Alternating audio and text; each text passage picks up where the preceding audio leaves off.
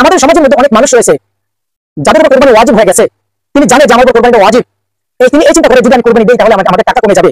সেজন্য সে জানার পরে না জানা ভান ধরে তিনি বলে আমার উপর কোরবানি দেওয়া ওয়াজিব হয় নাই।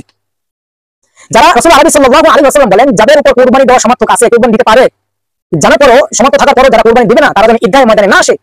কত বড় রাসূলের হাদিস, নবীজির কত কথা বলছে, তারা ঈদগাহ ময়দানে না আসে। তাহলে কোরবানি দেওয়াটা কত জরুরি, কত প্রয়োজন। আসসালামু আলাইকুম ওয়া রাহমাতুল্লাহি ওয়া বারাকাতুহু। নাহমাদুহু ওয়া নুসাল্লি আলা রাসূলিহিল কারীম, আম্মা বাদ।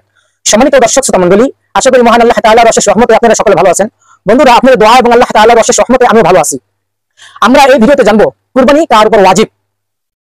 এই বিষয়ে জানার আগে আমি একটা জিনিস বলতে চাই, আল্লাহ তাআলা যাকে ভালোবাসেন, যাকে পছন্দ করেন, তাকেই দ্বীনের সহি বুঝ দান করেন, ইসলামের সঠিক কাজ করান, ইসলামের যত কাজে তার দিয়ে আল্লাহ তাআলা করান।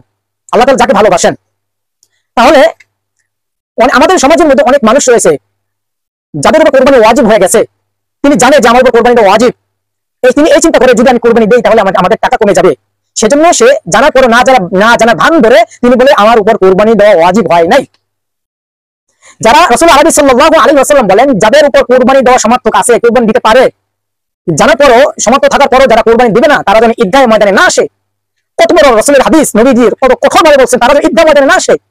তাহলে কোরবানি দেওয়াটা কত জরুরি, কত প্রয়োজন। আল্লাহ তাআলা আপনাকে সামর্থ্য দিয়েছে, অর্থ দিয়েছে, সেই অর্থটা আপনি আল্লাহর জন্য ব্যয় করেন। আল্লাহর জন্য ব্যয় করে আল্লাহ তাআলা আপনার অর্থকে বৃদ্ধি করে দিবে। আজকে কি করেন, কমে যাবে চিন্তা করে আমরা কোরবানি দিচ্ছি না। আসুন তাহলে জানি আমরা কার উপর কোরবানিটা ওয়াজিব। যার উপর নেসাবের পরিমাণ মাল আছে, যার উপর 52.5 তোলা রূপা আছে, তার উপর কোরবানি দেওয়া ওয়াজিব। বর্তমান বাজারে 52.5 তোলা রূপার দাম হচ্ছে 80 থেকে 85 হাজার টাকা। এই 80 থেকে 85 হাজার টাকা যার কাছে আছে তার উপর কোরবানিটা ওয়াজিব হয়ে যাবে।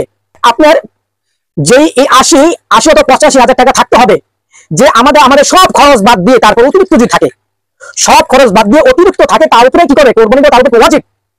অনেক মানুষ আছে আমাদের প্রয়োজন সব মিটানোর পর আমাদের কাছে কোনো টাকা নাই, কিন্তু আপনি একজন বন্ধুর কাছে 1 লক্ষ টাকা পাবেন।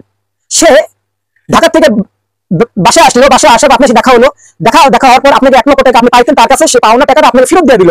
যখন ফেরত দিবে এই 1 লক্ষ টাকা আপনার প্রয়োজনের থেকে অতিরিক্ত, তখনই আপনার উপর কোরবানি ওয়াজিব হয়ে যায়। তখন আপনার উপর কি হবে, আপনার কোরবানি দিতে হবে। যদি চিন্তা করেন যে কোরবানি প্রথম দিন চলে গেছে, আর আমরা কোরবানি প্রথম দিন, দ্বিতীয় দিন, তৃতীয় দিন, এই 3টা দিন আমরা কোরবানি দেই, একবারে তৃতীয় দিন একবারে আগে শেষ করি। এই 3 দিনের মধ্যে এই 3 দিনের যে কোনো এক সময় আপনি কোরবানি দিতে হবে। এটা আল্লাহর জন্য দিতে হবে। আপনি সুতা খুঁজেন বা পাবো না, কোথায় পাবো, এখন গরুকে ভাত নিবি না, আপনি একটা খাসি দিয়ে দেন।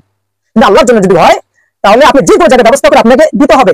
আর যদি অজুহাত খোঁজেন তাহলে রাসূলের হাদিস, রাসূল বলেন সে কোরবানি দেওয়ার সামর্থ্য থাকার পরেও যদি সে কোরবানি দিল না, সেজন্য ঈদগাহ ময়দানে না আসে। রাসূল কত বড় কথা, কত রাগান্বিত হয়ে কথা বলছে। সে আসুন আল্লাহ তাআলা আমাদের প্রত্যেকটা মুসলমানকে ইখলাসের সহিত আল্লাহর জন্য কোরবানি দেওয়া তৌফিক দান করুক। আমিন। আসসালামু আলাইকুম ওয়া রাহমাতুল্লাহি ওয়া বারাকাতুহু।